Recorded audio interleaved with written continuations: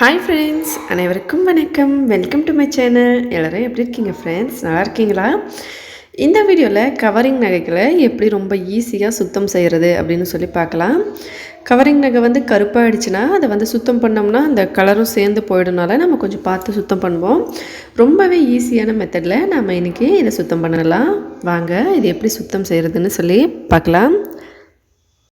அதுக்கு முன்னாடி நம்மளோட இந்த சேனல் உங்களுக்கு பிடிச்சிருந்தா மறக்காமல் சப்ஸ்கிரைப் பண்ணிக்கோங்க. அதோட பக்கத்தில் இருக்க பெல் பட்டனையும் ப்ரெஸ் பண்ணிக்கோங்க.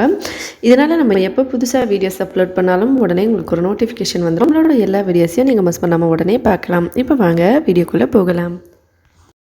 முதல்ல அடுப்பு மேலே ஒரு சின்ன பாத்திரத்தில் கொஞ்சமாக தண்ணி வச்சுக்கலாம். எவ்வளோ கவரிங் நகை இருக்கோ அந்த நகை மூழ்கிற அளவுக்கு நாங்கள் தண்ணி எடுத்துக்கணும். அந்த தண்ணியில் சும்மா கொஞ்சமாக ஒரு சிட்டிகை அளவுக்கு உப்பு சேர்த்துக்கலாம். உப்பு சேர்த்துட்டு அதோட கூடவே கொஞ்சம் எலுமிச்சைப்பழ சாறு, ஒரு பாதி எலுமிச்சை பழத்தில் கொஞ்சமாக புழிஞ்சால் போதும். ஒரு அரை ஸ்பூன் அளவுக்கு இருந்தால் போதும். அதையும் புழிஞ்சிட்டு தண்ணியை சூடாக விட்டுடலாம். இந்த தண்ணி பார்த்திங்கன்னா ஏற்கனவே நல்லா சூடாக இருக்குது. சூடாக இருக்க தண்ணியில் தான் நம்ம உப்பு ஒரு சிட்டிகையும் எலுமிச்சை பழம் கொஞ்சமும் போட்டிருக்கோம். இப்போ இது நல்லா ஆறணும். ஆறின பிறகு நம்ம கவரிங் நகைகளை இதுக்குள்ளே போட்டுடலாம். சூடாக இருக்கும் போது நகையை போட வேண்டாம். ஃபஸ்ட்டு சுடு தண்ணியில் உப்பும் எலுமிச்சை பழ சாரும் சேர்த்துருக்கோம். சேர்த்துட்டு தண்ணி நல்லா ஆறின பிறகு கவரிங் நகைகளை போட்டுடணும். அதோடு கூடவே எலுமிச்சை பழம் நம்ம பிழிஞ்சோம் இல்லைங்களா, அந்த தோலையும் போட்டுடலாம். கூடவே ஒரு அரை ஸ்பூன் அளவுக்கு சர்ப்பு, நம்ம துணி துவைக்கிற சர்ப்பு இல்லைனா துணி துவைக்கிற சோப்பு ஏதாவது கொஞ்சம் இருந்தால் போட்டுக்கலாம். சும்மா லைட்டாக போட்டால் போதும். போட்டுட்டு இது ஒரு 10 நிமிஷம் அப்படியே ஊற விட்டுறலாம். நல்லா ஊறட்டும். அதில் இருக்க அழுக்கெல்லாம் வெளியில் வந்துடும். வேறு எதுவும் பண்ண தேவையில்லை. தண்ணியை கொதிக்கவெல்லாம் வைக்க வேண்டாம். அவ்வளோதான். ஒரு 10 நிமிஷம் நம்ம ஊற வச்சுக்கலாம். அதுக்கப்புறமா இதை எடுத்து பார்த்தோம்னா இந்த மாதிரி நல்லா அழுக்கெல்லாம் விட்டுட்டு இருக்கோம். பாருங்கள், பார்க்குறதுக்கு இவ்வளோ சூப்பராக தெரியுது. இதில் கொஞ்சமாக நம்ம சர்ஃப் வச்சு இல்லைனா சோப்பு வச்சு இதை நல்லா சும்மா லைட்டாக இப்படி ப்ரஷ் போட்டோம்னா இன்னும் நல்லா பளிச்சுன்னு ஆயிரும். லைட்டாக போட்டோம்னா போதும். இந்த மாதிரி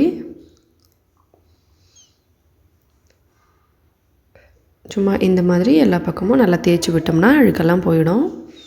இந்த மாதிரி நீங்கள் பயன்படுத்திக்கலாம். ரொம்ப ஈஸியான மெத்தட் தான். தண்ணி சூடாக இருக்கக்கூடாது. கண்டிப்பாக நம்ம சுடு தண்ணியில் உப்பும் எலுமிச்சை பழ சாரும் போட்டுட்டு அதை ஆற விட்டுறணும். நல்லா ஆறின பிறகு அதில் நகைகளை போட்டுட்டு ஒரு 10 நிமிஷத்துலேருந்து அரை மணி நேரம் வரைக்கும் டைம் விட்டு உங்களுக்கு எவ்வளோ டைம் இருக்கோ அந்தளவுக்கு டைம் கொடுத்து அதுக்கப்புறமா அதை எடுத்து இந்த மாதிரி சும்மா லைட்டாக இப்படி தேய்ச்சோம்னா அழுக்கெல்லாம் வெளியே வந்துடும். ரொம்பவே ஈஸியான மெத்தட். பாருங்கள் எவ்வளோ பளிச்சுன்னு ஆயிடுச்சு. எவ்வளோ அழுக்காக இருந்தாலும் நீங்கள் இந்த மாதிரி செய்யலாம்.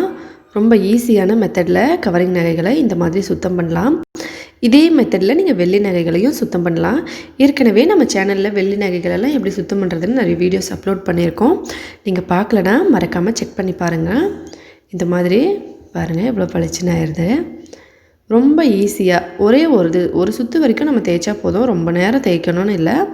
சும்மா நம்ம அந்த அழுக்கு ஓரமாக ஒட்டியிருக்கோம் இல்லைங்களா, அந்த அழுக்கு மட்டும் வெளியே போகிறதுக்காக இப்படி தேய்ச்சிட்டோம்னா போதும். அவ்வளோதான். பாருங்கள் எவ்வளோ பளிச்சுன்னு ஆயிடுச்சு.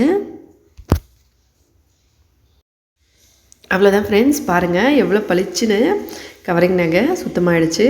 ட்ரை பண்ணி பார்த்துட்டு மறக்காமல் எப்படி இருந்ததுன்னு கமெண்ட்ஸில் சொல்லுங்கள். வீடியோ பிடிச்சிருந்தால் லைக் பண்ணுங்கள், ஷேர் பண்ணுங்கள். மறக்காமல் நம்ம சேனலை சப்ஸ்கிரைப் பண்ணிக்கோங்க.